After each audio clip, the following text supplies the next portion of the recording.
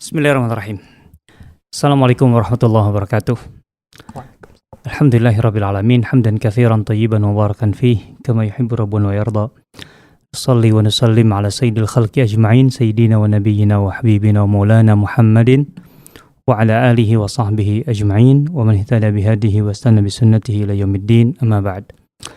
Saudara-saudaraku, ikhwah dan akhwat sekalian, para peserta kelas webinar spesial Ramadan yang diselenggarakan setiap tahunnya alhamdulillah oleh Sera Community Indonesia, tentu saja dimanapun berada. Ya barangkali memang yang di timur bisa jadi sudah ada yang berbuka gitu ya, tapi yang di barat mungkin masih lama ya.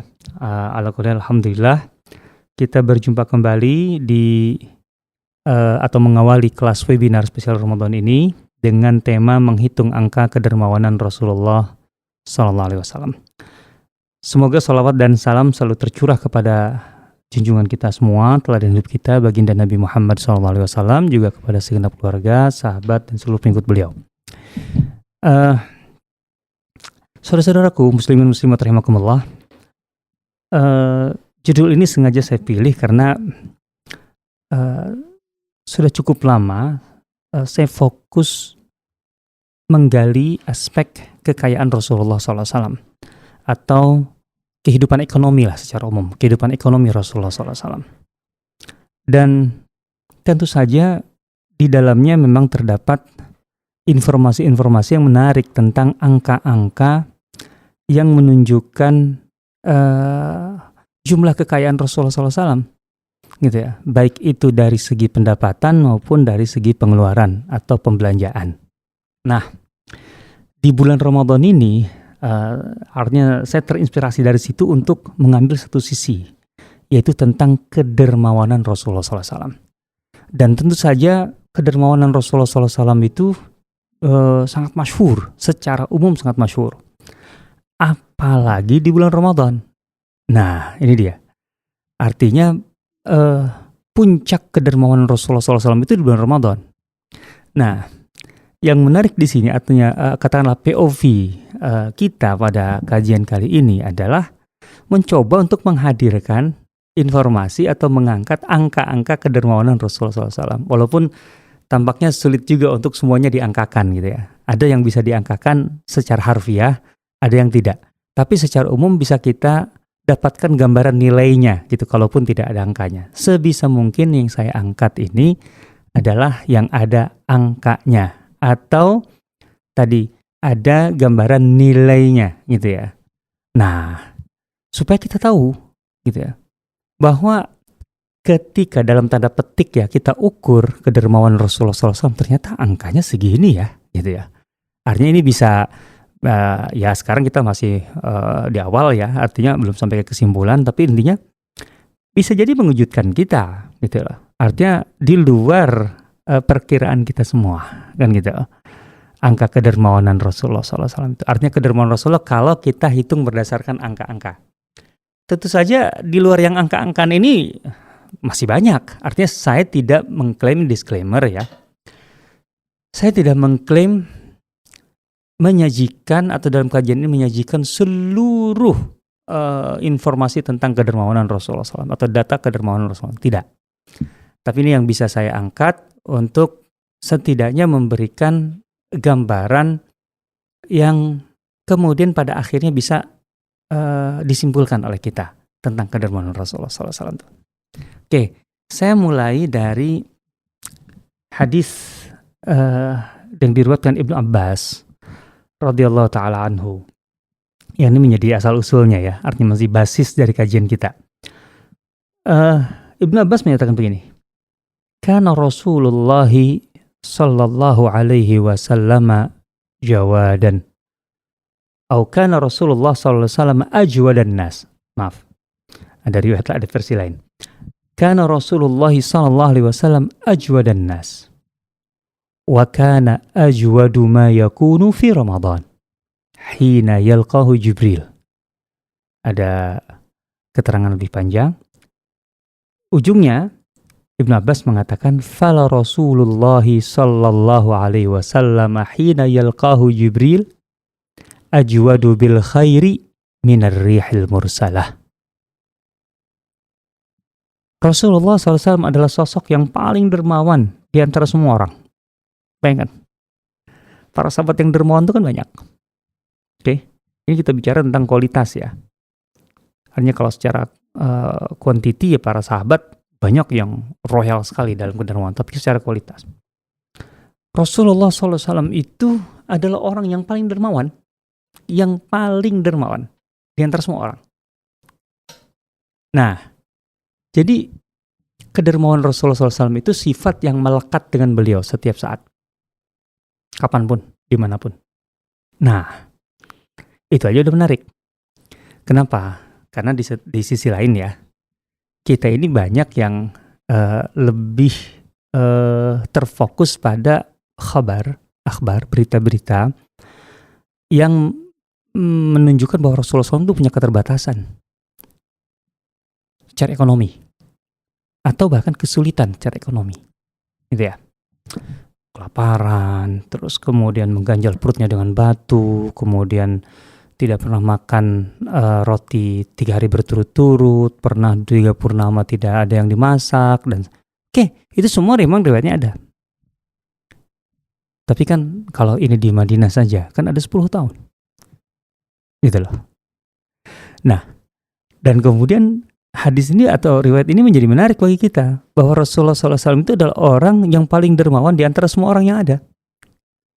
Kan kalau orang terbatas sekali secara ekonomi gitu, terus kemudian dermawan, kan kelihatannya nggak nyambung, nggak relevan di satu sisi.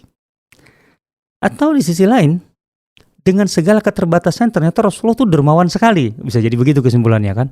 Berarti itu secara kualitatif Rasulullah luar biasa. Dengan keterbatasannya sangat dermawan. Tapi apa iya beliau itu betul-betul terbatas dan selalu terbatas? Justru di riwayat ini menunjukkan beliau tidak separah yang dibayangkan orang ketika membaca riwayat-riwayat yang menunjukkan Rasulullah SAW secara ekonomi itu begitu sulit. Karena ajwad nas. Karena dibandingkan dengan semua orang yang ada. Nah, sudah begitu Ibnu Abbas berikan catatan yang luar biasa di sini. Artinya pengamatan bahwa kedermawanan Rasulullah SAW itu yang setiap harinya memang kebiasaan beliau, itu akan mencapai puncaknya di bulan Ramadan. Wa kana ajwadu ma yakunu fi Ramadan. Jadi tampaknya Rasulullah SAW menjadikan Ramadan itu momentum untuk memacu kedermawannya di level paling tinggi. Dan itu bersamaan dengan hina yalqahu Jibril, karena di bulan Ramadan Jibril turun khusus untuk mudarasah Al-Quran, untuk saling menyimak Al-Quran. Nah, sehingga kesimpulan Ibnu Abbas kemudian sekaligus memberikan ilustrasi ya. Fala Rasulullah SAW hina yalqahu Jibril, Rasulullah SAW itu ya, ketika ditemui Jibril, kedermawanan itu ajwadu bil khairi minar rihal mursalah. Itu kedermawannya lebih baik, gitu, lebih dahsyat ketimbang angin yang membawa hujan. Bayangkan, angin membawa hujan itu kan sumber dari kehidupan itu. Gitu. Ini dalam arti positif ya, bil khair. Angin membawa hujan itu kan sumber kebaikan yang luar biasa diharapkan semua orang.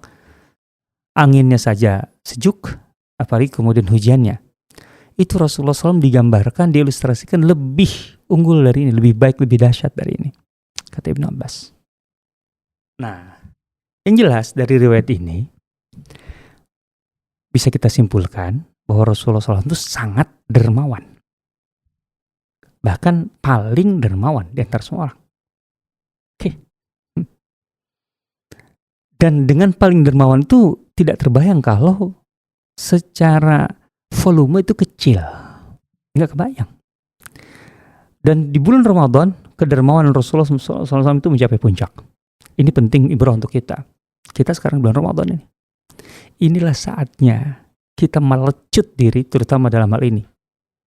Kita mengikuti Rasulullah SAW di sini untuk betul-betul berada di puncak kedermawanan, kebaikan. Salah satu kebaikan puncak di Ramadan itu ya kedermawanan itu. Oke ya, itu yang harus kita lakukan. Oke, Sekarang kita mau coba mulai masuk deh ke angka-angkaan. Bisa nggak kita mendapatkan gambaran secara literal, cara angka kedermawanan Rasulullah SAW? Banyak yang bisa kita dapat. Saya alhamdulillah menemukan sekian banyak riwayat. Yang pertama, tentang mahar. Mahar Rasulullah SAW kepada istri. Kan pada dasarnya tidak berdasarkan tuntutan kan? Artinya bukan karena istrinya, calon istri menuntut sekian. Tapi Rasulullah SAW yang memang berinisiatif untuk memberi sekian. Artinya dalam tanda petik Rasulullah SAW menghargai dirinya gitu ya. Ya kalau aku yang memberi ya sekian gitu ya. Sebagai mahar. Ingat jumlah istri Rasulullah SAW yang masuk kategori Ummahatul Mukminin itu 11 gitu ya. Nah di sini bahwa Rasulullah SAW memberikan mahar kepada istrinya jelas. Artinya clear. Itu bisa dikonfirmasi, bisa dipastikan. Karena dalam Al-Quran surah Al-Ahzab ayat 50 Allah berfirman, Ya ayyuhan nabiyyu inna ahlalna laka azwajaka allati ataita ujurahunna. Hai Nabi, sesungguhnya kami telah menghalalkan bagimu istri-istrimu yang telah kamu berikan maharnya. Berarti kan memang Rasulullah SAW memberikan mahar. Nah, sekarang maharnya berapa coba? Mahar Rasulullah SAW untuk istri-istrinya.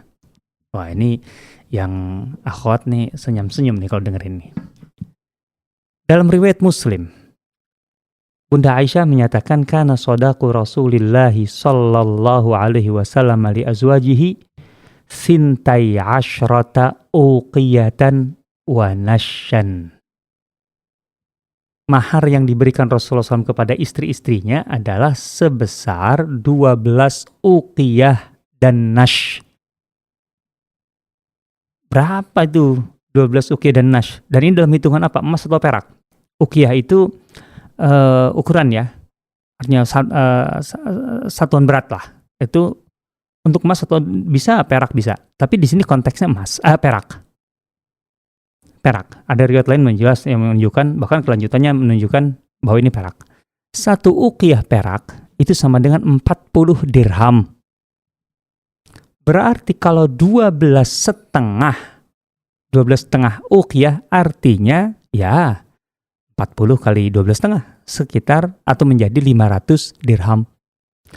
Nah, fatilka khamsumi'ati dirham. Fahadha shadaqu Rasulillahi sallallahu alaihi wasallam li azwajihi. Jadi totalnya atau sama dengan 500 dirham. Itulah mahar yang diberikan Rasulullah SAW kepada istri-istrinya. Maksudnya masing-masing istrinya. Gitu ya. Jadi bukan total seluruh istrinya yang 11, tapi masing-masing istrinya itu 500 dirham. Oke. Kalau dirupiahkan hari ini. Nah, supaya mudah ya. Ingat, 500 dirham dan dinar pada masa itu berbeda dengan hari ini. Pada masa itu,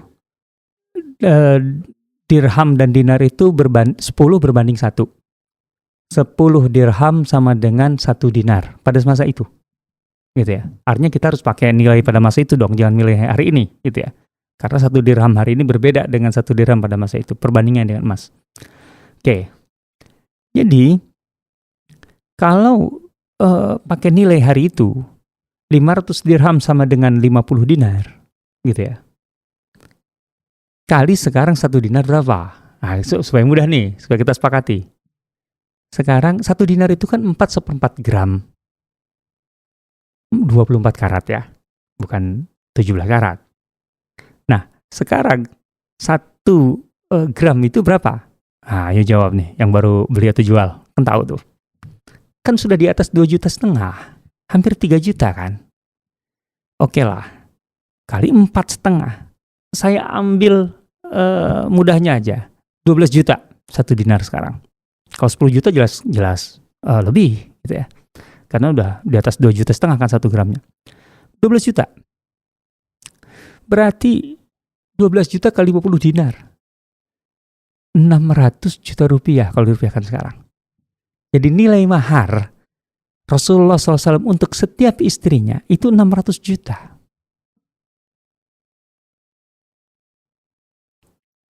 berbahagialah laki-laki Indonesia. Karena perempuan Indonesia itu luar biasa. Dengan mahar seperangkat alat sholat dibayar tunai kan gitu. Ya embel-embelnya gitu, sekian gram gitu.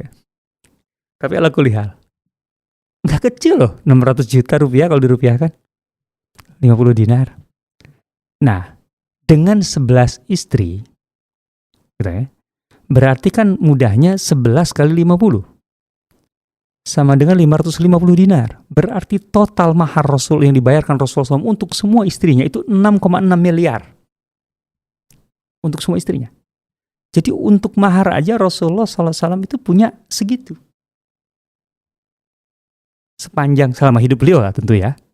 Tapi 6 miliar itu lumayan loh untuk mahar. 6,5, 6,6. Perlu diketahui, saya kasih catatan bahwa standar umum mahar Ansar di masa Rasulullah SAW adalah 4 uqiyah. Mahar umum Ansar itu di bawah beliau. 4 uqiyah itu kan sama dengan 160 dirham atau sekitar 16 dinar atau setara kurang dari 200 juta. Itu mahar umum Ansar aja di kisaran 200 juta. Sementara Rasulullah SAW 600 juta. Lihat ini. Artinya memang beliau di atas rata-rata dan beliau memang ingin menempatkan diri di situ, di level itu. Gitu ya. Laki-laki banget itu. Nah. Oke. Ini satu angka ya. Sekarang belajar rumah tangga. Ini ada keterangan walaupun tidak menunjukkan angka. Ya, dalam keterangan ini, keterangan Umar bin Khattab tapi bisa menggambarkan nilai yang luar biasa. Ini terkait dengan Fai Bani Nadir. Ingat Bani Nadir itu Yahudi yang kemudian diusir dari Madinah dan tidak terjadi pertempuran sehingga semua kekayaannya menjadi Fai. Dan Fai dasarnya adalah milik Nabi SAW. Anna Nabiyya, kata Umar bin Khattab SAW, kana yabi'u nakhla Bani Nadir wa yahbisu li ahlihi quta sanatihim. Nabi SAW menjual, maksudnya sebagian kebun kurma, karena ada keterangan lain yang menunjukkan bahwa tidak semuanya dijual. Ini salah satu keterangan tentang penjualan. Artinya Rasulullah SAW menjual Fai Bani Nadir. Artinya hasil rampasan katakanlah dari Bani Nadir. Walaupun bukan ghanimah. Fai.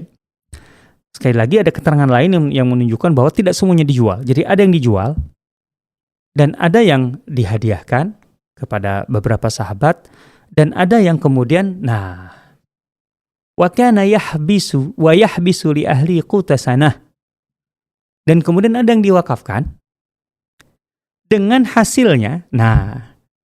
Dari yang wakaf itu sebagian hasilnya itu oleh Rasulullah SAW untuk kebutuhan diperuntukkan gitu, untuk kebutuhan makanan keluarganya setiap tahun. Jadi Rasulullah SAW itu, ini di tahun keempat ya, di tahun keempat di Madinah. Beliau itu untuk keperluan rumah tangga keluarganya, gitu, itu belum menyiapkan, dalam riwayat lain, kana yaddakhiru. Jadi beliau menyimpan gitu ya, kecukupan logistik untuk keluarganya untuk 1 tahun ke depan. Bayangkan itu. Kebanyakan kita tidak melakukan ini bahkan. Jadi transfer di bulan Januari itu, walaupun udah lewat kemarin ya nggak apa-apa lah di bulan Februari ini, itu untuk 12 bulan ke depan untuk istri itu. Dibayarkan di muka. Quta sanatihim. Jadi dari hasil panen tahun ini, kan kurma memang setahun sekali kan, itu kemudian untuk mencukupi kebutuhan 1 tahun ke depan, sampai panen tahun depan. Jadi bisa diikuti lah Injil. Silahkan. Jadi transfer, kalau per bulannya 25 juta berarti 300 juta deh 1 tahun. Plak gitu lah ke rekening istri. Kan aman tuh istrinya tuh. Asal jangan belanjanya jangan berantakan aja kemudian setelah itu. Ala kuliah. Ini contoh lah gitu ya. Artinya sampai di titik ini kan jumlahnya lumayan besar dong. 1 tahun itu udah kehitung lah, besar. Gitu ya. Nah, apalagi sebenarnya ada keterangan lain. Tapi keterangan ini terkait dengan Khaybar. Artinya tahun 7. Setelah perang Khaybar dan menaklukkan Khaybar itu, ya diantaranya kan masalah keekonomian kaum muslimin memang membaik secara umum, terutama untuk urusan logistik ya, kebutuhan dasar, kebutuhan pokok. Termasuk Rasulullah SAW, di situ disebutkan ada angka gitu loh. Jadi Rasulullah SAW itu menyiapkan kurma gitu, 80 wasak untuk semua istrinya, sementara gandum sekitar 40 wasak, jadi totalnya 120 wasak gitu ya. Jadi 40 wasak gandum dan 80 wasak kurma dibagi kepada sekitar 9 istri saat itu. Di tahun ke-7 kan tinggal 9 gitu ya. Lumayan itu. Setiap orang menerima di kisaran 8 wasak kurma. Ya kalikan aja satu wasak itu kali sekian kilo kan itu. Jadi besar. Ratusan kilo satu wasak itu.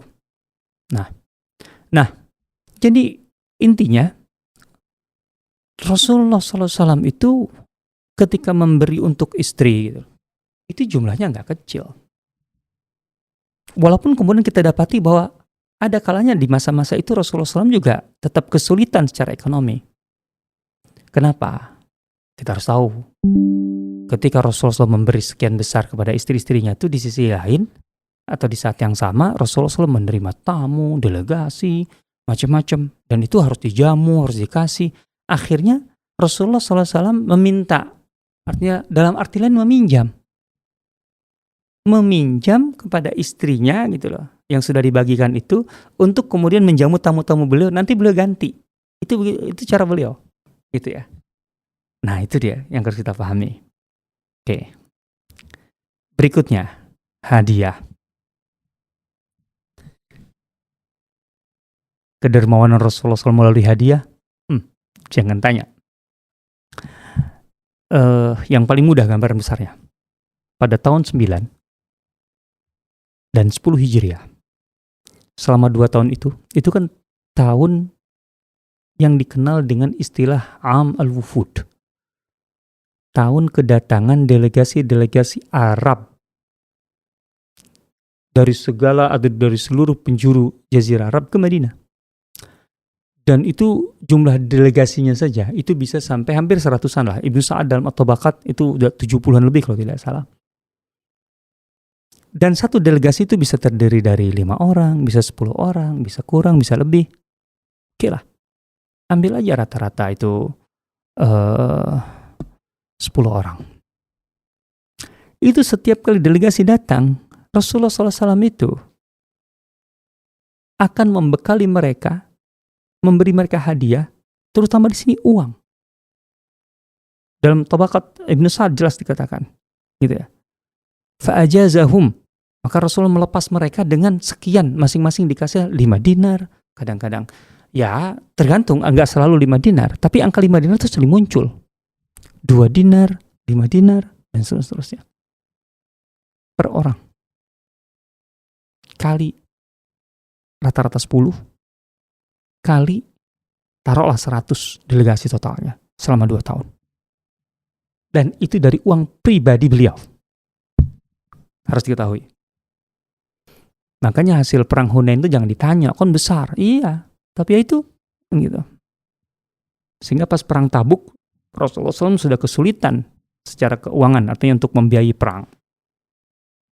Karena memang Rasulullah SAW royal ketika memberi hadiah. Luar biasa. Gitu ya. Nah itu yang umum lah, gitu ya, yang umum sekali. Sekarang yang perorangan deh. Ini dari Ishaq bin Abdullah bin Al-Harith dalam Sunan Abi Dawud. Dia menuturkan begini, Rasulullah SAW membeli pakaian atau kain hullah, kain mahal, senilai lebih dari 20 unta muda qalus. Jadi nilai kain yang dibeli Rasulullah SAW itu totalnya lebih dari 20 ekor unta muda. Taruhlah unta muda itu di kisaran 25 juta aja satu. Gitu ya. Kalau sekarang ya. Nanti akan ada informasi bahwa harga unta yang dewasa itu di kisaran 7 dinar. gitu ya, 7 dinar.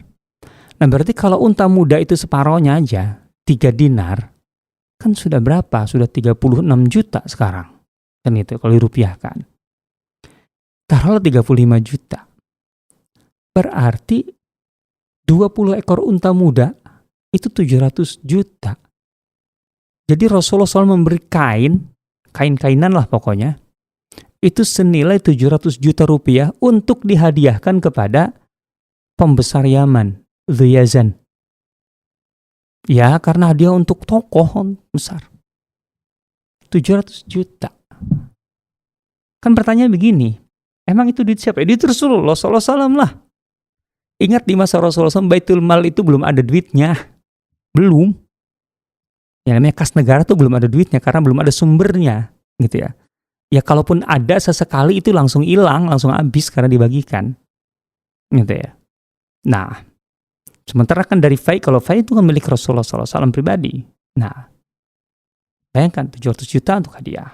Oke. Kemudian ada riwayat Ali bin Abi Thalib yang menarik, yaitu ketika melamar Fatimah. Ceritanya begini. Ini Ali yang menuturkan. Aku menghadap Nabi SAW untuk melamar putrinya, Fatimah. Oke. Ini singkatnya, Ali kemudian menjual baju besi dan beberapa barang miliknya. Nilai keseluruhannya, ya. Sebenarnya ini saya mungkin agak keliru ya, karena ini dari saya, nilai keseluruhan. Nilai baju besinya maksudnya. Nilai baju besinya itu mencapai 480 dirham. Ini sampai di titik ini yang menarik bagi kita. Apa kaitannya dengan hadiah Rasulullah SAW? Nggak ada sih kelihatannya di sini. Tapi kalau kita tahu latar belakangnya, nah ini yang menarik. Jadi kisahnya gini. Setelah perang Badar itu, kan bisa dikatakan itu musim nikah itu. Rasulullah SAW menikah dengan Hafsah. Kemudian ada beberapa yang lain lah pokoknya. Utsman menikah dengan Ummu Kulsum, kan gitu. Nah, ini Fatimah. Ini ceritanya dari pelayan Ali. Pelayan Ali bilang, ayolah kau maju itu. Segera lamar Fatimah, engkau nggak mungkin ditolak. Yang mau melamar Fatimah tuh banyak, kan gitu. Jangan sampai kedahuluan. Kata Ali apa? Aku tuh pemalu betul. Bayangkan Ali itu sejak kecil diasuh Rasulullah SAW, tapi untuk urusan ini Ali mundur, malu, gitu. Tapi kemudian si pelayan itu mendesak, udahlah kesampingkan itu, gitu loh. Artinya majulah, kau pasti kan pengen kan sebenarnya? Ya iyalah, kata Ali. Akhirnya Ali maju. Bayangkan itu gambarannya, ketika Ali maju menghadap Rasulullah SAW, itu diem Ali, diem. Nggak berani ngomong duluan, sampai Rasulullah SAW yang bertanya, ada apa Ali? Rasul langsung to the point. Engkau pengen melamar Fatimah? Kan gitu dalam riwayatnya. Itu narik. Kata Ali, iya. Terus kata Rasul, emangnya kau punya apa? Nggak punya apa-apa. Kan gitu. Artinya mahar yang bisa kau berikan apa? Aku ya seperti yang kau tahu lah, aku nggak punya apa-apa kan. Ini kan Rasulullah SAW sangat dekat, atau Ali sangat dekat dengan beliau. Terus Rasul bilang, terus itu di mana baju besi yang kau hadiahkan padamu? Gitu ya. Nah kata Ali, ya nggak pantas lah itu untuk, artinya nggak inilah, nggak sebanding lah untuk kemudian diberikan sebagai mahar kepada Fatimah, gitu ya. Kata Ali, ya nggak apa-apa, memang kalau itu hanya milikmu ya itulah yang kau jual. Ya memang bukan baju besinya dikasih Fatimah, gimana manfaatnya apa? Masa Fatimah harus baju pakai baju besi ini? Enggak, maksudnya dijual lah. Nah jadi cerita baju besi itu sebenarnya awalnya hadiah dari Rasulullah SAW. Jadi Rasul menghadiahkan kepada Ali, kemudian Ali menjualnya untuk mahar.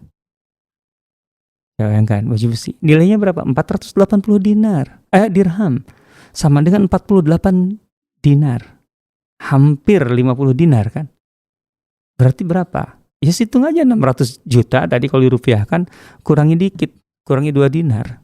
Kurangi 24. Berarti kan 576 juta. Itu mendekati mahar Rasulullah SAW. Coba kan. Dan itu berarti nilai baju besi itu segitu. Dan itu Rasulullah hadiahkan ke Ali gitu aja. Masya Allah.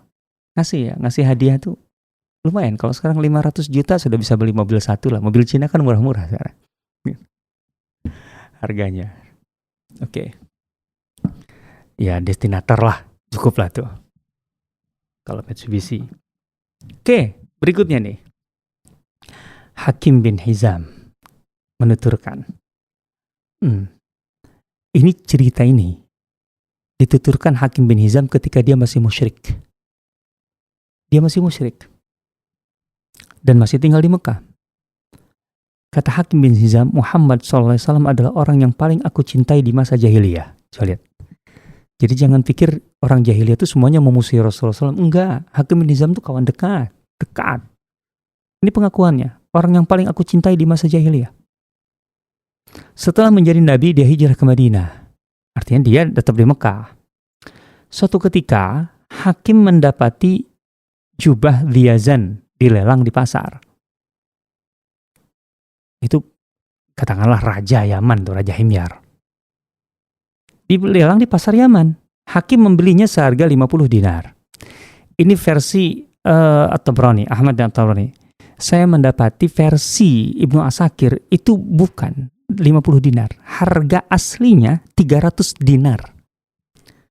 Nanti harga jual Hakim 50 dinar, tapi harga belinya, artinya ketika dilelang itu 300 dinar. Oke lah, kita berhenti di 50 dinar aja lah. Kan gampang tadi, 600 juta kalau rupiah kan. Buat apa Hakim membeli jubah Dhiyazan itu? Untuk dihadiahkan kepada Rasulullah SAW. Kasih hadiah ke Rasulullah, karena memang sahabat luar biasa. Dan kapan Hakim mau menghadiahkannya? Setelah perjanjian Hudaybiyah. Kan otomatis ada hubungan damai kan? Tidak perang lagi. Nah, setibanya di Madinah, Rasulullah SAW tanpa diduga Hakim menolak sambil berkata, kami tidak menerima hadiah apapun dari orang musyrik. Ini sebenarnya lebih ke kasus ya.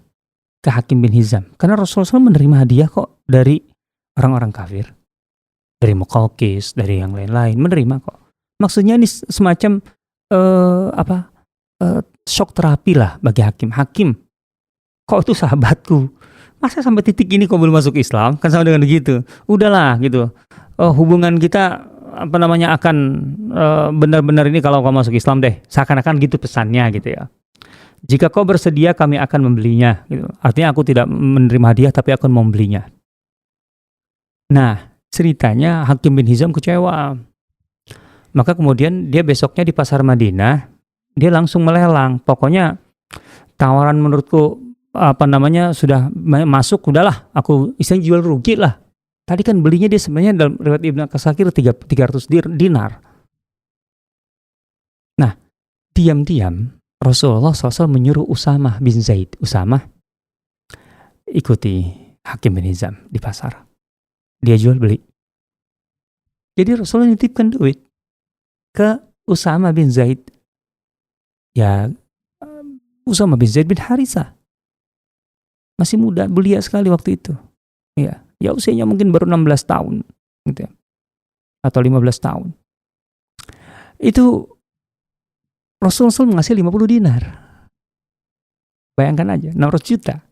Jubah itu dibeli oleh Usamah. Kemudian Rasulullah SAW memakainya. Gitu ya. Hakim kemudian kan melihat Rasulullah memakai itu. Aku melihat Rasulullah memakai jubah itu di atas mimbar. Ada satu ungkapan dari Hakim.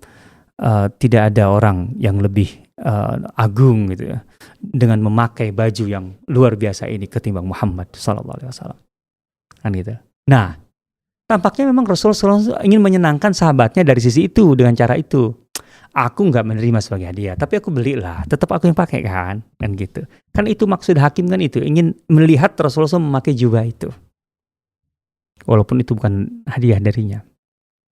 Setelah selesai di mimbar itu, Rasulullah turun. Di mimbar berarti kan Rasulullah menunjukkan kepada semua orang. Rasulullah SAW turun. Kemudian apa? Menyerahkan jubah itu kepada Usama. Usama, ini untukmu, pakailah. Maka Usama memakainya. Itu hakim langsung cemberut itu. Wah, nggak pas lah, masa jubah raja dipakai. Ya, Usama kan anak bekas budak. Nah, gitu. Apa kata Rasulullah kepada Usama? Usama, tidak aku jawab. Aku lebih baik dari Diyazan dan ayahku lebih baik dari ayahnya Diyazan. Gitu loh. Sebagai mukmin lebih baik dari seorang kafir setinggi apapun levelnya. Kan gitu. Dan begitu juga ayahnya. Gitu ya. Nah, jadi ceritanya jubah Diyazan yang dibeli dengan harga 50 dinar itu atau sekitar 600 juta rupiah itu kemudian dihadiahkan ke Usama. Anak muda sekitar 15-an tahun. Asik banget ngasih hadiah itu. Nilainya dari tadi kan. Kayaknya nggak ada yang di bawah 100 juta dari tadi kalau ngasih hadiah Rasulullah SAW itu. Sejauh ini nggak ada. Oke, lanjut. Dari riwayat Abdullah bin Abi Mulaika. Rasulullah SAW menerima hadiah berupa sejumlah kain. Jadi beliau menerima hadiah. Quba, Aqdiyah. Berbahan sutra dan berkancing emas. Wow. Rasulullah SAW membagikan seluruhnya kepada para sahabat dan menyisakan satu kain untuk Makhramah bin Naufal. Ini baju kayak gini gak kebayang harganya berapa. Bahannya sutra, berkancing emas. Ya kancing aja kan udah kebayang lah. Gak mungkin satu kan kancingnya kan. Kalau kancingnya ada 5, 7 aja kan kali lah. Ini harganya gak mungkin 100 jutaan. Harus di atas ini.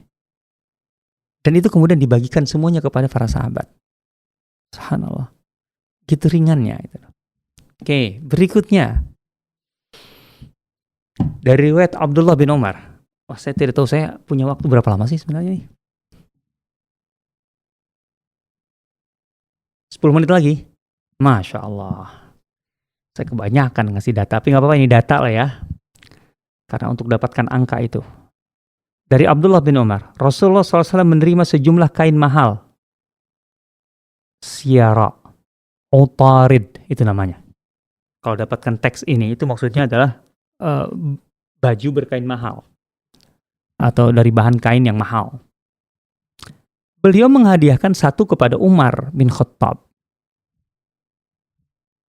Umar terkejut dan berkata, "Wahai Rasulullah, engkau memberikannya kepadaku untuk aku pakai. Sedangkan engkau telah mengatakan sesuatu tentang kain Utarid itu. Artinya ini kan baju terlalu mahal. Dan kemudian sutra ada di situ. Engkau ngasih kepadaku untuk aku pakai." Kata Rasulullah SAW, "Aku tidak memberikannya untuk kau pakai." Ya, ingat, sutra itu untuk laki-laki haram. Haram dipakai, bukan haram dimiliki. Artinya Rasulullah SAW ketika menerima sebagai hadiah kan menjadi milik beliau. Sebagai pemilik, Rasulullah SAW kemudian menghadiahkannya kepada Umar, salah satunya ya, kepada Umar. Berarti untuk dimiliki Umar. Ingat, sutra itu gitu ya, haram dipakai, bukan haram dimiliki. Gitu loh. Makanya ketika Umar kaget itu kan karena ngebayangnya, ini kan baju, berarti aku pakai dong. Kata Rasulullah SAW, aku memberikannya bukan untuk kau pakai. Intinya miliki. Kalau sudah miliki itu kan jadi harta. Kau bisa jual, engkau bisa hadiahkan, engkau bisa apapun. Apa yang dilakukan Umar? Umar pun menerimanya lalu menghadiahkannya kepada saudaranya yang masih musyrik di Mekah. Tuh lihat. Subhanallah. Indah ya. Dari tadi kainnya mahal-mahal melulu kan. Selama ini kebayang gak kenapa para sahabat yang pengusaha itu kekayaannya melimpah sekali. Abu Bakar, Utsman bin Affan, Thalhah bin Ubaidillah, Abdurrahman bin Auf. Kadang-kadang kan pertanyaan yang harus muncul tuh begini. Emangnya mereka jualan apa sih? Kan gitu. Dalam keterangan atau riwayat, umumnya para sahabat itu, memang mereka bisa jualan apa saja. Tapi yang paling menonjol, kana bazzazan atau ba'i al-baz. Artinya mereka menjual kain, menjual pakaian. Kalau sekarang bisa jadi ya, karena mungkin circle kita ya. Emangnya kalau mau jual pakaian sekaya apa sih? Iya, kalau pasar malam, pasar kaget, yang itu belinya bal-balan. Lah kalau kemudian belinya merek Zara gitu loh. Terus apalagi Giorgio Armani, kan beli satu lusin tuh lumayan nguras dompet kan gitu loh. Artinya yang dijual Utsman bin Affan, Abdurrahman bin Auf, Abu Bakar yang disebut kana bazazan itu kain-kain kelas gini. Kalau kain-kain kelas gini, oh jangan tanya. Kita punya ibarat kata satu kontainer aja langsung kaya itu. Kan gitu. Padahal mereka kan Utsman itu pernah sekali bawa barang dagangan, punya milik pribadinya aja 200 ekor unta loh. 200 ekor unta, di atas 200 ekor unta itu milik pribadinya sekali dagang. Ya bayangin aja kalau itu adalah kain-kain yang harganya bisa puluhan juta ini gitu loh. Bahkan bisa sampai ratusan juta ada. Ya mungkin yang ratusan juta dikit lah, yang puluhan juta. Ya kali lah. Gitu. Nah ini dia. Artinya memang pedagang besar para sahabat itu, kan pemain kecil. Dari Anas bin Malik. Rasulullah SAW menerima harta fai dari Bahrain. Berarti kan kalau fai milik pribadi beliau. Beliau berkata, tebarkanlah semua di lantai masjid. Berarti uang itu dibawa ke dalam masjid. Terus kemudian di lantai masjid di salah satu pojok lah dalam satu riwayat itu. Apa kata Anas? Itulah harta fai terbanyak yang beliau terima. Sampai titik itu. Dan mungkin sampai beliau wafat. Nilainya 180.000 dirham. Atau 18.000 dinar. Itu yang terbanyak. Kalau dirupiahkan sama dengan 216 miliar. Bayangkan, 216 miliar itu ditaruh di pojok masjid. Nah, ceritanya ini sebelum asar. Dalam riwayat lain. Masuklah sholat asar. Rasulullah SAW keluar dari rumahnya untuk sholat tanpa melirik sedikit pun ke arah uang itu. 216 miliar, nggak dilirik sama beliau. Beliau fokus ke mihrab, kemudian menjadi imam. Selesai sholat, beliau duduk dekat uang tersebut untuk membagikannya. Jadi, yang berjamaah di situ, yang lain-lain yang kemudian, ya kan dari asar hampir ke maghrib maksudnya. Ambillah. 216 miliar.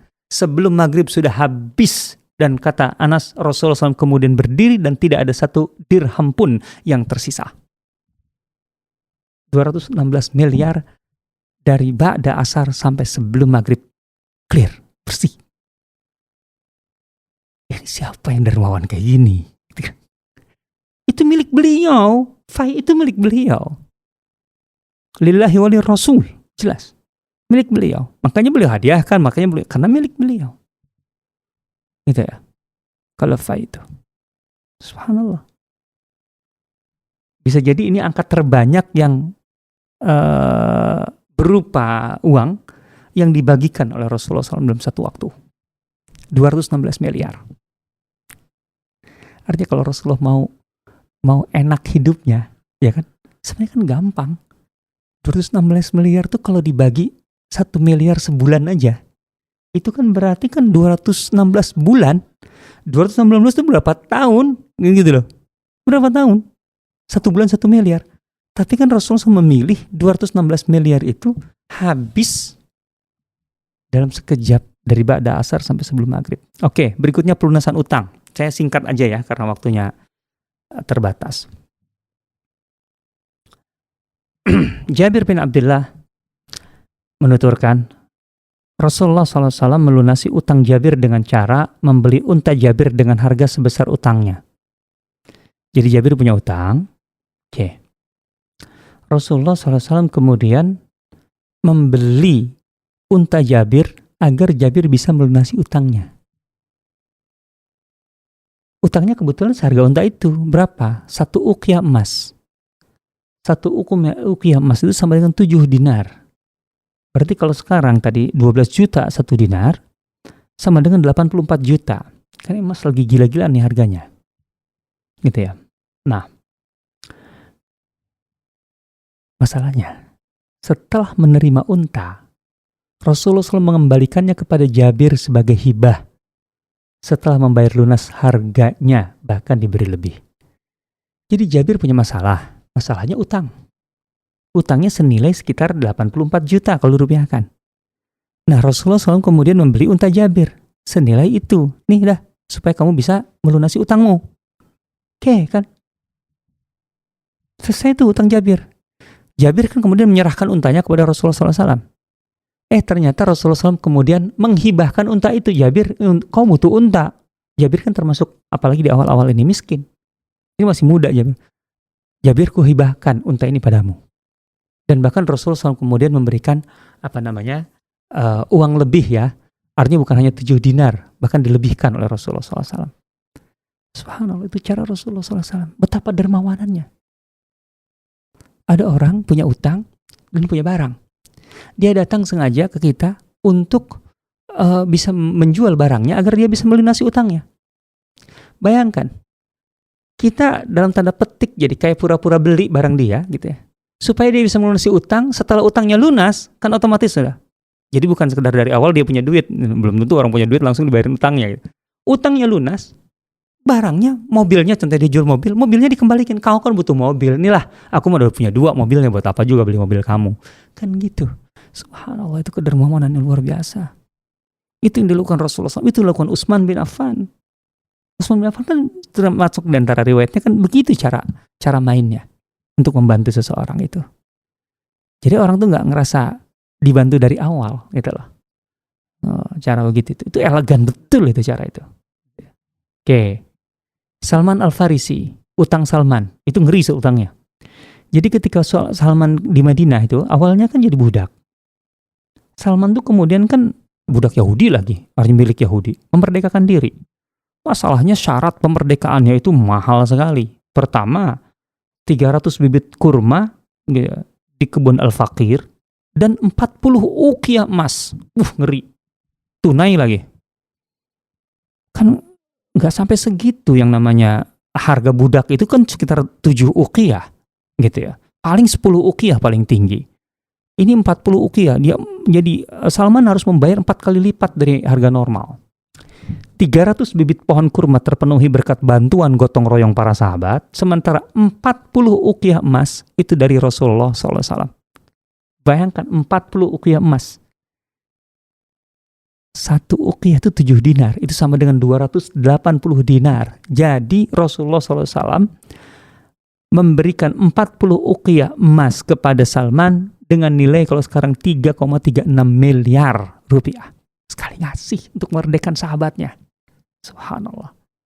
Terakhir adalah wakaf. Ini juga data-data tentang wakaf Rasulullah SAW itu kan bagian dari kedermawanan beliau gitu ya.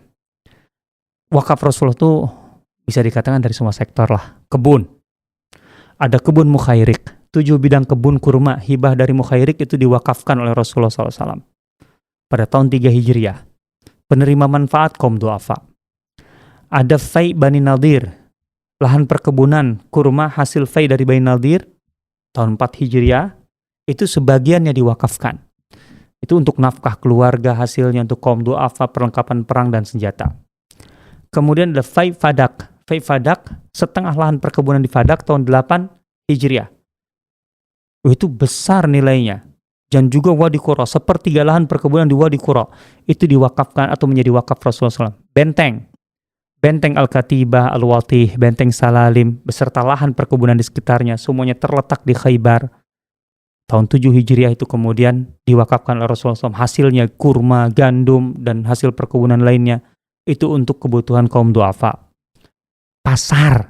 Jadi Rasulullah SAW itu mewakafkan sebidang tanah untuk dijadikan lahan pasar Mahruz di selatan Madinah. Bayangkan lahan untuk pasar. Itu wakafnya nilainya berapa? Nah ini memang tidak nilai harga, tapi ya kebayanglah. Gak mungkin kecil kan kalau untuk pasar. Nah, seluruh harta peninggalan Nabi SAW pada dasarnya menjadi wakaf ketika beliau wafat. Para ulama sepakat dalam hal ini, gitu ya. Kecuali rumah-rumah yang ditempati istri-istri Nabi, ada perbedaan pendapat apakah itu hibah gitu ya. Sudah dihibahkan Rasulullah kepada istrinya masing-masing ataupun wakaf. Nah, sementara pedang, baju besi, panah, tanah dan lain-lain menjadi wakaf. Nah, saya memberikan, ini ada angka soalnya nih, menarik nih. Nilai wakaf Padak dan Wadi Qura. Jadi tanah Rasulullah SAW yang di Padak dan Wadi Qura di zaman Umar itu di-appreciate nilainya. Nah, keluarlah angka nih dalam Ahkam Sultaniyah Al-Mawardi disebutkan bahwa harganya itu yang di Fadak senilai 60.000 dirham. Cuman saya agak nggak nyaman ya dengan angka ini karena nggak mungkin Fadak yang separuh itu cuma 60.000 dirham. Kalau 60.000 dinar mungkin lebih mendekati. Karena yang di Wadi Qura itu sepertiga di Wadi Qura itu 45.000 dinar gitu ya. Yang di Wadi Qura yang 45.000 dinar itu nilainya 540 miliar. Bayangkan, nilainya 540 miliar. Nah, sementara kalau yang di Fadak itu benar dinar, berarti nilainya sekitar 720 miliar. Berarti wakaf Rasulullah SAW itu di atas 1 triliun loh, kalau dirupiahkan. Ayo, katanya mengikuti sunnah Rasulullah SAW. Wallahu ta'ala alam. Baik. Wah, Masya Allah Ustaz. Teman-teman sekalian, ngomongin harta, ngomongin uang tuh enak sambil ngayal ya. Jadi kita udah belajar nih hari ini. Nah, sebentar lagi THR. Ya, bagi-bagi THR Lebaran. Nah, karena kita udah belajar, berarti kita udah mulai mesti nyiapin nih ya. 600 juta ya untuk kita bagi-bagi nih ke saudara-saudara kita, bagi-bagi THR yang minimal 600 juta ya Ustaz ya. Masya Allah, oke. Yang mampu. Yang mampu, dimampukan. Amin. Baik teman-teman sekalian, di sore hari yang indah ini jangan lupa juga sambil menikmati nanti sesi tanya jawab, hidupkan IG story-nya ya, ramaikan IG story teman-teman, men-shoot gitu ya, sesi belajar, sesi webinar hari ini. Kemudian jangan lupa untuk tag Sirah Community Indonesia ya, Instagram kami, dan nanti akan kami repost. Jadi jangan lupa untuk sambil share juga ya, kita sambil menunggu sore hari ini sambil diramaikan IG story-nya. Baik, kita akan melangsungkan sesi tanya jawab teman-teman sekalian. Kita akan mendahulukan yang raise hand terlebih dahulu ya, supaya bisa interaksi secara langsung untuk on microphone. Kemudian baru kami akan lanjut ke kolom chat.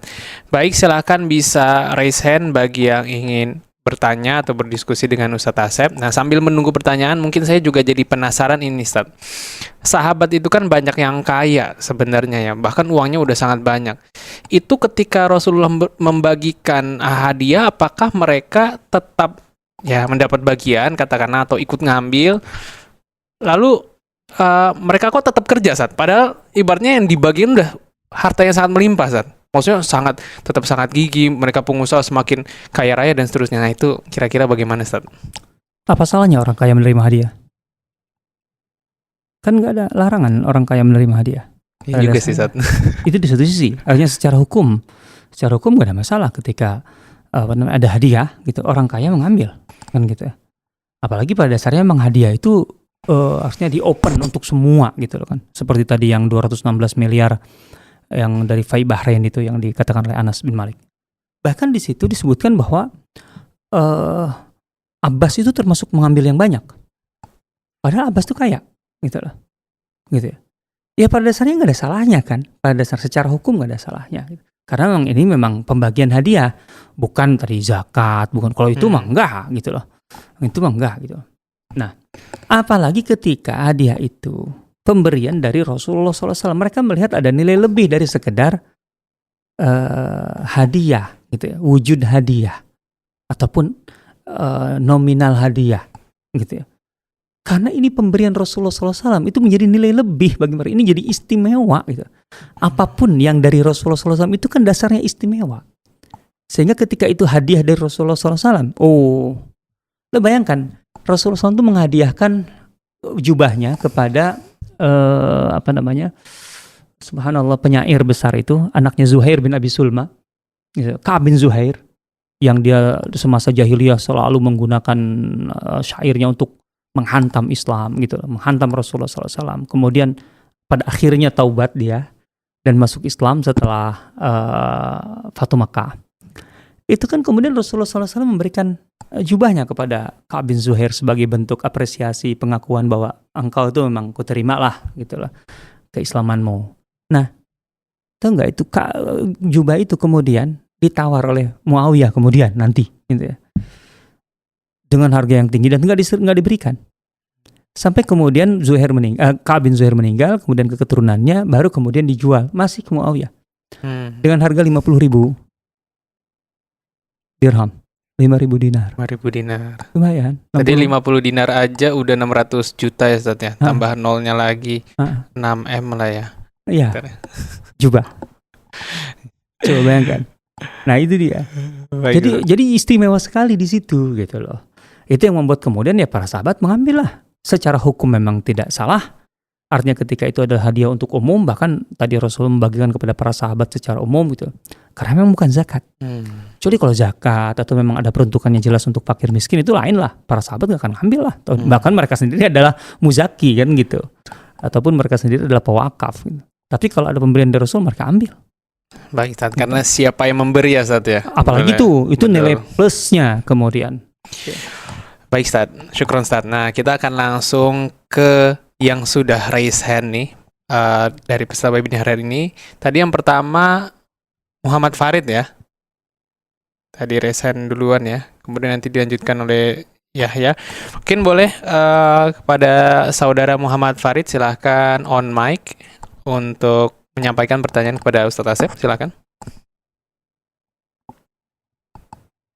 Wah, luar biasa. Farid sahabat kita ini. Ya, silakan Farid. Assalamualaikum warahmatullahi wabarakatuh. Waalaikumsalam warahmatullahi wabarakatuh. Selamat puasa, Ustaz Asep. Waduh, Masya Allah. Main ke sana.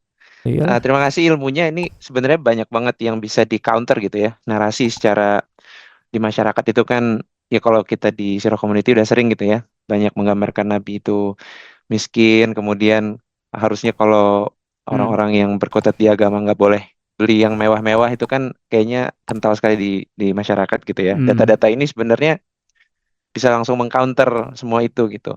Tapi yang saya penasaran, ini kan data-data di luar bulan Ramadan ya, Zed. Itu kan ada penggambaran sahabat kalau Rasulullah itu di bulan Ramadan itu kayak angin gitu, dermawannya Lebih itu. baik bahkan.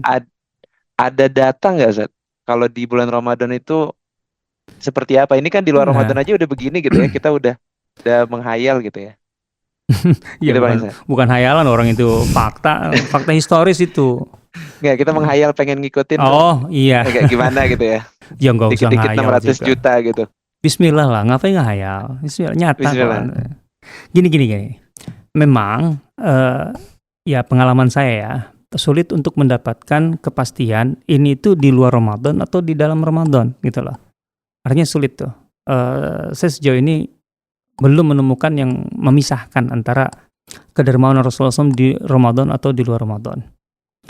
Artinya yang tadi disampaikan bisa jadi sebagiannya kan di bulan Ramadan juga. Mungkin aja karena memang tidak ada keterangan yang memisahkan.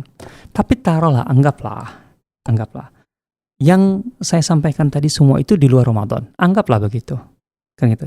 Kan yang paling penting dari keterangan Ibnu Abbas, Rasulullah SAW itu akan mencapai puncak kedermawanan di bulan Ramadan. Artinya kalau yang tadi aja itu di luar Ramadan, bagaimana yang di Ramadan kan? Kan yang sudah saya sampaikan di awal, saya disclaimer kan. Yang saya sampaikan itu bukan berarti semua yang terkait dengan kedermawanan Rasul itu sudah saya sampaikan. Enggak. Masih banyak riwayat yang terkait dengan kedermawanan Rasulullah yang tidak terungkap gitu loh. Artinya atau bahkan apalagi yang tidak menyebutkan angka atau nilai gitu ya. Itu banyak sekali gitu. Yang saya tahu aja sebenarnya yang tidak saya masukkan banyak di sini gitu loh. Apalagi yang belum saya dapatkan kan, sangat mungkin itu ya pokoknya bisa dibaca di buku-buku Syama'il Nabi SAW secara umum lah gitu ya. Apalagi dengan buku di sini ada buku Al-Makrizi Imta'ul Asma di Rumah Sirah ini, nggak tahu berapa jilid tuh, yang jelas dia membahas tentang termasuk kekayaan Nabi SAW. Sekian jilid itu buku-bukunya gitu ya. Nah, artinya yang penting bagi kita, kalaupun tadi anggaplah yang tadi saya sampaikan itu di luar bulan Ramadan, berarti yang di Ramadan lebih lagi. Kan gitu aja kan. Sederhana itu kaidahnya. Gitu aja sih. Wallahu ta'ala. Oh baik, berarti bahkan yang antum sampaikan tadi Ustaz, itu baru sebagian kecilnya Ustaz. Masih ada 7 jilid lagi tadi ya, Dari Ustaz? yang saya temukan bukan berarti sebagian kecil lah, itu cukup banyak. Tapi yang saya temukan ada lebih banyak dari itu. Tapi yang belum saya kaji lebih banyak lagi. saya Waduh, yakin. lebih banyak lagi nih Iya. ternyata nih. Oke, syukron Ustaz. Semoga menjawab tadi ya dari Bro Farid. Syukron atas pertanyaannya. Kita akan langsung lanjut ke pertanyaan yang kedua ya. Tadi dari saudara Yahya Nasihur duluan ya. Yang dari Resen, silahkan saudara Yahya. Ya, Assalamualaikum Ustadz, terima kasih Assalamualaikum atas warahmatullahi kesempatannya.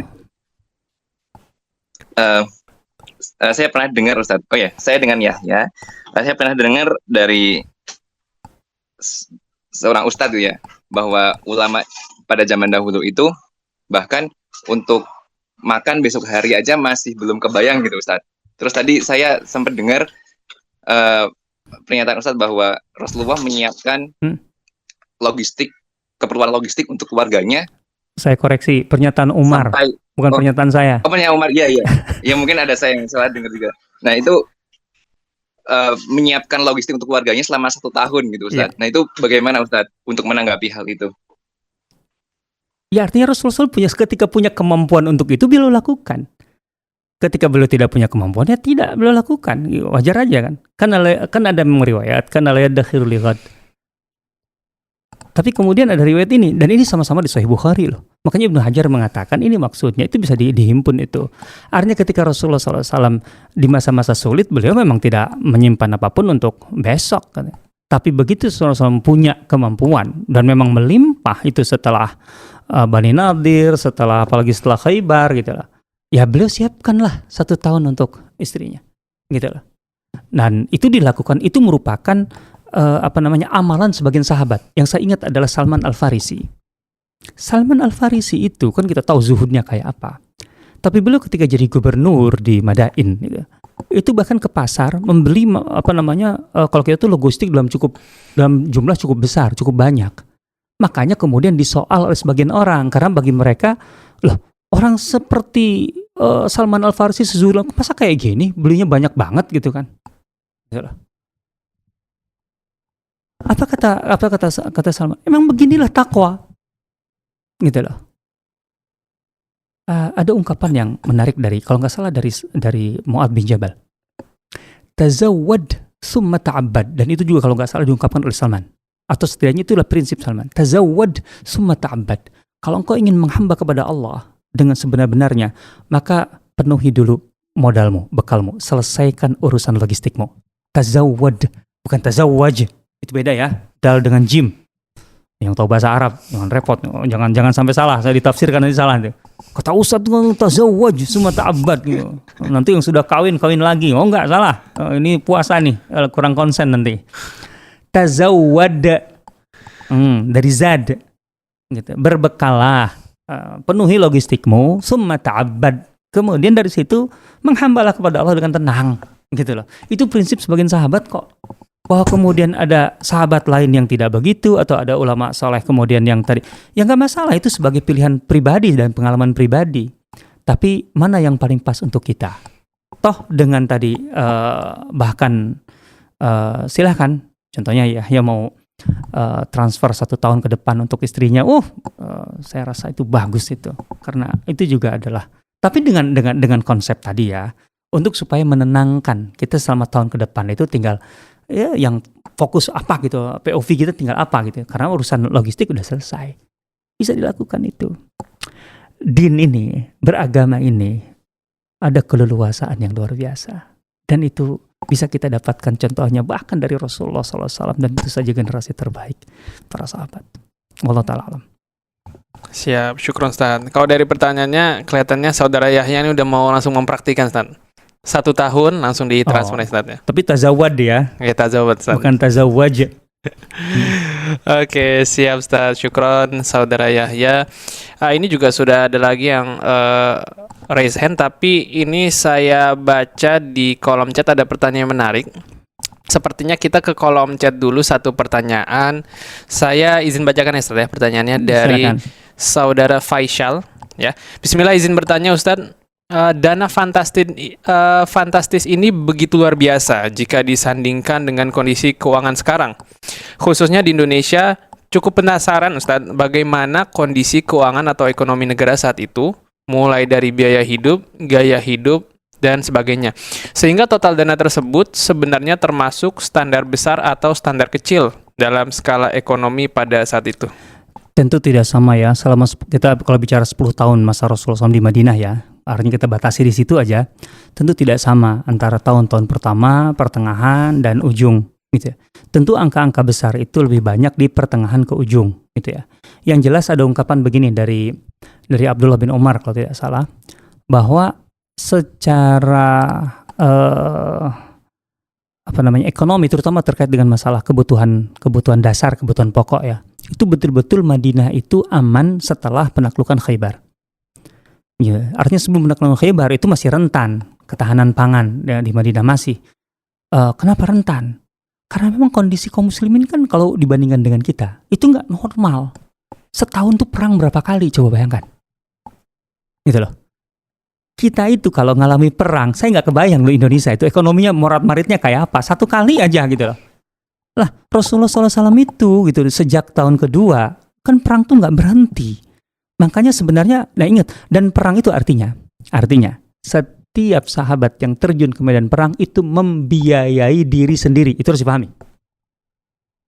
Jadi nggak ada istilahnya anggaran negara untuk perang tuh nggak ada. Di zaman Rasulullah SAW tuh nggak ada. Di zaman Abu Bakar tuh belum ada itu. Nggak ada anggaran. Di zaman Umar baru di pertengahan, setelah pertengahan masa Umar baru ada itu. Jadi memang awalnya nggak ada anggaran untuk membiayai perang dari anggaran negara tuh nggak ada. APBN untuk militer tuh nggak ada pada dasarnya. Sehingga ketika terjadi perang, para sahabat itu membiayai diri sendiri. Itu yang membuat kemudian artinya berdampak terhadap kondisi ekonomi secara umum. Makanya kenapa ada pernyataan Abdullah bin Umar bahwa sebelum Khaybar itu kami masih rentan untuk ketahanan pangan aja masih rentan. Ya karena banyak faktor gitu. Kita harus pahami. Kalau kita makan sekarang ya kan urusan pribadi sebenarnya nggak ada, artinya nggak ada perang, nggak ada apa gitu, itu aja udah morat-marit kita sekarang. Angka kemiskinan terus melonjak dan walaupun tidak diakui oleh BPS ya gitu ya, dan seterusnya gitu kan. Nah itu, nah terus kemudian kalau ditanya apakah angka-angka besar itu kemudian termasuk besar pada masa itu atau kecil? Besar jelas, karena ya, kalau kita bicara tentang kebutuhan basic ya, kebutuhan harian seseorang waktu itu, sebulan itu berapa sih kebutuhannya gitu ya. Itu bisa dihitung dalam ukuran dirham kok gitu ya. Ukuran dirham itu saya lupa persisnya gitu ya. Ada memang satu angka yang saya dapatkan dan bisa disimpulkan bahwa kebutuhan normal sebulan itu sekian dirham katakanlah gitu lah. Atau sekian dinar. Ya kalau untuk ukuran kita tetap tinggi ya. Artinya kalau itu kemudian jadi sampai 1 bulan 4 dinar aja kan sudah sekarang sudah 60 juta gitu, 4 dinar itu ya, kurang lebih begitu kan, atau berapa, 50 juta 4 dinar. Nah gitu ya. Tapi sebenarnya kalau hidup normal segitu tuh wajar loh di Indonesia, karena kita terbiasa nggak normal aja kemudian angka segitu kegedean gitu loh. Karena gini contohnya Rasulullah SAW aja kebiasaan makan sarapan tuh apa sih kan gitu. Sarapan beliau aja kan itu kalau enggak hais gitu ya, akid. Jadi di situ ada kurma yang kayak kalau gitu dilembutin ya, kayak mirip apa ya, kayak jenang gitu kali ya. Ya pokoknya kalau jenang keras nih. Terus kemudian dicampur dengan akid itu laban al-mujaffaf. Kalau sekarang jadi keju. Gitu loh. Minumnya kalau enggak infus water, susu. Itu Rasulullah SAW kebiasaan harian loh. Kalau minum ya itu, nah memang yang adanya itu. Terus kalau makan daging kan gitu kebiasaannya. Tapi itu biasa, makan daging itu biasa. Roti dengan daging itu biasa makan itu. Dan kalau makan daging nggak bisa kayak kita cuman setengah kilo dipotong-potong jadi berapa untuk 2 kali makan. Ya nggak bisa zaman itu. Rasulullah SAW makan sekali makan lengan depan makan. Itu sekarang berapa harganya coba? Coba aja beli lengan depan domba. Itu timbang kalau itu sekilo setengah sekarang harganya sudah 150.000 sampai 200.000. Loh, itu memang Jadi memang begitu, mau dibilang apa kan gitu. Itu standarnya, karena di sana nggak ada pecel, nggak ada apa lagi ya. Ya yang bisa nego lah harganya. Gorengan ya Ustaz. Gorengan gitu kan nggak ada kan gitu masalahnya. Sekela gitu ya. Kita tahu kurma aja sekarang kan harganya nggak murah kan. Murah-murahnya kurma itu kan yang normal gitu ya. Itu kan sekitaran 30 realan. 30 real kan berapa coba sekilo itu? 40. Sudah 120.000 sekilo. Lah kalau itu jadi makanan ya sekilo itu mungkin 2 orang habis sekali makan. Kan gitu. Kita harus tahu itu. Artinya makannya satu orang 60.000. Wah itu kan makanan kita mah harus di food court 60.000 itu. Di mall yang bagus. Kan gitu. Nggak bisa kalau itu kalau kita mah nggak bisa pakai standarnya warteg atau apalah gitu, nggak bisa itu. Nah jadi harga yang tadi angka itu tinggi kemudian ya, tapi ya bisa dikatakan emang standar mereka juga tinggi gitu ya dibanding kita sekarang. Arab sampai hari ini juga standarnya lebih tinggi dari kita kok. Coba aja bantuan ke Palestina untuk makan di Palestina itu sesusah-susahnya di Palestina makannya sehari berapa di Gaza. Itu jelas lebih tinggi dari kita. Mau tidak mau, memang begitu standarnya. Berbahagialah tinggal di Indonesia. Oke, jadi tetap mesti bahagia Ustaz ya di Indonesia nih. Ya, tapi tadi yang jadi poin menarik kan memang para sahabat itu ketika dapat harta yang melimpah, mereka pun juga berani merelakan jumlah besar itu untuk berjihad dan segala macam ya Ustaz ya. Itu juga yang jadi sebenarnya pembelajaran buat kita. Kita ini pengen untuk misalnya punya harta banyak, tapi sebenarnya apakah kita sudah siap juga untuk bisa menggunakan harta tersebut dengan tepat nantinya. Tujuannya yang penting. Jadi bukan masalah seberapa banyak yang didapat, tapi untuk apa itu semua. Itu para sahabat tuh di situ point of view-nya. Kenapa mereka berbisnis sedahsyat itu? Karena mereka punya target pencapaian yang sangat tinggi. Kan gitu. Menarik sekali. Oke, siap Ustaz. Syukran tadi saudara Fahmi ya pertanyaannya. Kita masih ada waktu beberapa menit, kita sempatkan ya untuk yang sudah raise hand dari tadi ya, Saudari Atin Leila ya. Silakan Saudari Atin Leila, bisa mengajukan pertanyaannya dengan menghidupkan mikrofon. Assalamualaikum warahmatullahi wabarakatuh, Ustaz. Waalaikumsalam warahmatullahi wabarakatuh. Perkenalkan, saya Atin Leila, tinggal di Jogja, Ustaz. Masya Allah. Saya baru belajar sirah. Alhamdulillah. Alhamdulillah, Masya Allah, jazakallahu khairan Ustaz. Dari angka-angka kedermawanan yang dipaparkan Ustaz tadi, itu kayak kasih tahu saya. Jadi dulu saya awal-awal itu baca sirah tentang Nabi Muhammad itu, beliau tidurnya di depan kasar, kayak pokoknya nggak layak gitu ya kalau saya bayangkan. Tapi dari yang dipaparkan oleh Ustaz, itu kayak kasih paham saya bahwa Rasulullah tuh kaya, bukan hanya kaya sih, tapi kaya banget gitu, karena beliau sangat dermawan sekali gitu. Yeah. Jadi levelnya bukan hanya kaya, tapi sudah sangat kaya maksimal gitu lah, bukan sangat banget gitu. Nah, yang mau saya tanyakan sebenarnya Ustaz, dari mana saja sih sebetulnya sumber-sumber pertanyaan pundi-pundi uangnya Rasulullah itu sampai bisa kayak kalau orang Jawa bilang tuh nyah gitu, maksudnya kayak kasih gitu. Terus yang selanjutnya tentang tadi ada Ustaz sebutkan ada fa'i. Saya kan selama ini taunya cuma horimah. Horimah, tapi kalau fa'i ini kayak kosakata baru gitu. Mohon izin dijelaskan Ustaz tentang apa asal mula ada fa'i, terus kenapa kemudian Rasulullah itu memilih fa'i untuk jadi sumber hadiah. Jadi kan tadi ada beberapa yang itu sumber hadiahnya kan dari fa'i. Kenapa Rasulullah memilihnya gitu. Baik Ustaz. Saya dari ujung ya, karena itu sedikit menjawab yang depan. Jadi kalau ghanimah itu, sebenarnya ghanimah dan fa'i itu sama-sama dari perang. Cuman perang itu kan kadang-kadang terjadi pertempuran, kadang-kadang tidak. Kalau terjadi pertempuran, artinya tentara terlibat dalam baku hantam bertempur melawan musuh. Maka kemudian harta musuh yang dirampas itu menjadi ghanimah. Nah kalau ghanimah itu 80% dibagikan kepada tentara yang terlibat, tentara muslim, ngerti ya? Jadi milik perorangan yang 80% itu. Yang 20% itu kemudian diserahkan kepada Rasulullah SAW, itu pun kemudian dibagi 5 lagi. Rasulullah SAW hanya mendapatkan 1/5 dari 20%. Berarti 4% aja gitu ya. Katakanlah begitu ya. Mudahnya begitu ya. Nah, artinya kecil kalau dari ghanimah Rasulullah SAW itu.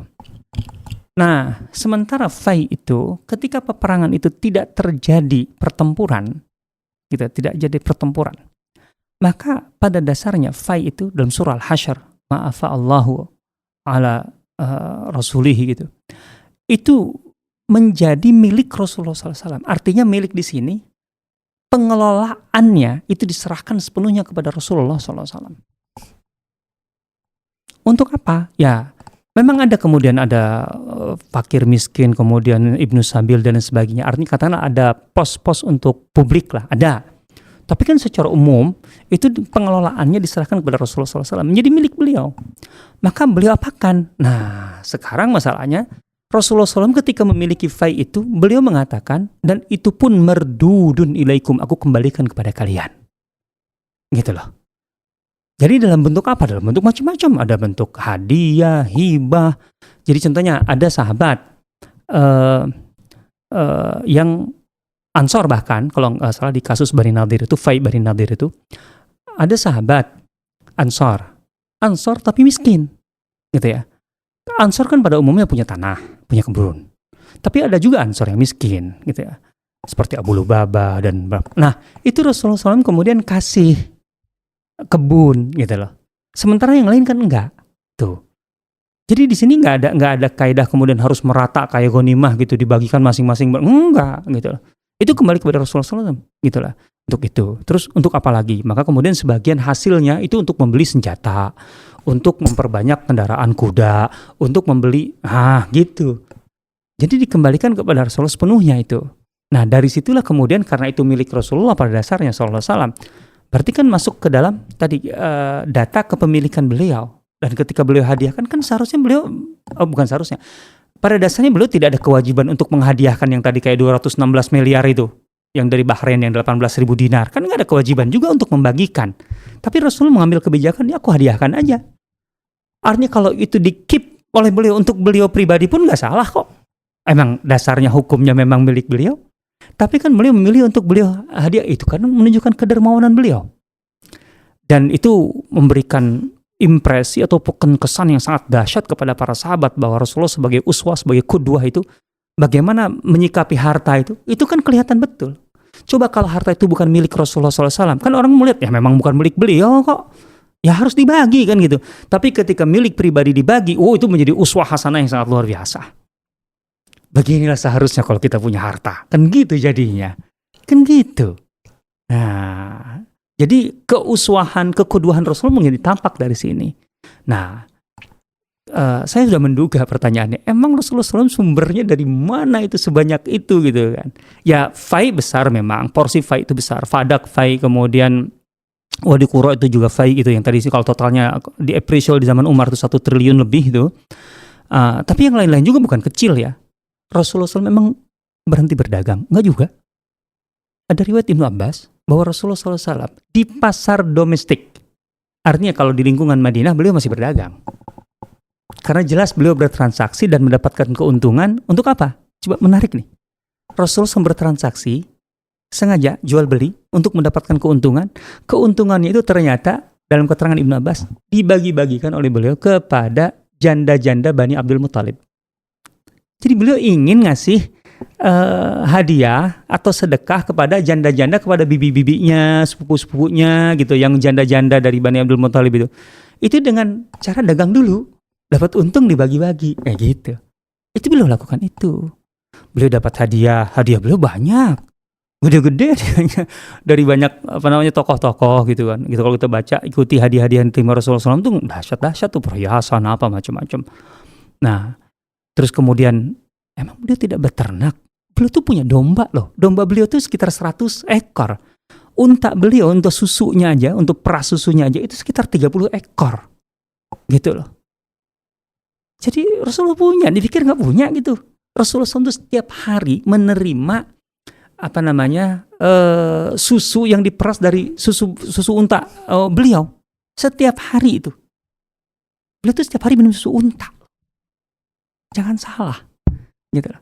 Tentu saja jangan ditanya apakah itu sejak tahun pertama? Ya enggak. Kan tadi saya katakan tahun pertama di awal, pertengahan dan akhir itu berbeda-beda. Tentu saja itu seiring dengan perjalanan waktu lah gitu. Intinya begitu. Jadi Rasulullah SAW sampai betul-betul memperhatikan kecukupan ketika memang punya kemampuan, kecukupan sampai susu untuk keluarganya. Saya lupa berapa kirbah atau berapa puluh liter tiap harinya beliau nerima susu unta itu. Ada sih catatan-catatannya sebenarnya gitu di buku yang belum selesai yang saya susun itu. Wallahu ta'ala alam. Oke, siap, syukron Ustaz. Nah, jadi karena pertanyaan panjang, membahas soal faedah segala macam, ya bahkan tadi menyentuh ternaknya Rasul juga jadinya Ustaz ya. Memang masih panjang lagi kalau dilanjutin ya Ustaz ya. Banyak. Nah, tapi sayangnya waktu sudah pukul 17.30 waktu Indonesia Barat. Itu bertanda berakhir sesi Q&A. Mungkin bisa dituduh dengan closing statement dari Antum Ustaz, silakan. Baik, kita berada di bulan Ramadan. Ini momentum yang mahal, hanya setahun sekali diberikan Allah kepada kita. Itu pun tentu saja dengan umur panjang yang Allah berikan kepada kita. Maka jangan sia-siakan momentum ini. Ini istimewa. Rasulullah SAW jelas mengistimewakan Ramadan lebih dari bulan yang lain. Jelas Qur'annya, pertemuannya dengan Jibril dan sedekahnya. Maka apabila kita sudah terbiasa sedekah, berbahagialah. Tapi satu hal yang harus kita lakukan, optimalkan pencapaian sedekah kita di bulan Ramadan ini. Wallahu ta'ala alam.